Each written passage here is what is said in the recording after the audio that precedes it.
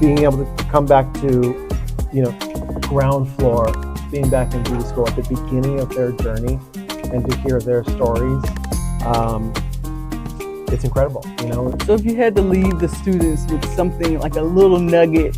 So what I will say, and this is something that I have been always fortunate to have, is just curiosity and staying curious, because again, this industry has so much to offer. Stay curious, it'll open up your eyes and vision to see what else is out there, and go for it. And one of my favorite parts about being an educator is the non-hair related stuff. Right. Because it's just one facet of what we do. And I love, just sharing. All I can share is my experience. Right. And I love doing it. Sharing not only knowledge with, hair, but outside of hair. I love just sharing information.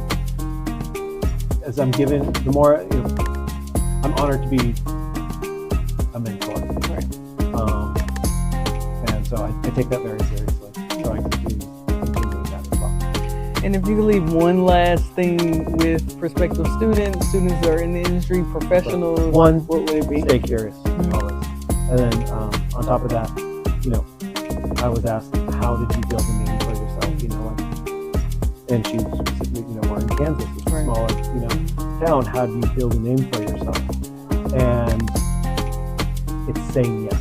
Right. Putting yourself out there, even if, like myself, as an introvert, you just have to put yourself out there, this is all about crazy things. Life is about relationships. Right.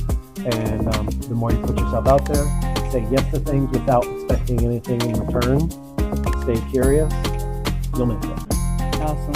Thank you so much for your time. We appreciate you coming out to Kansas.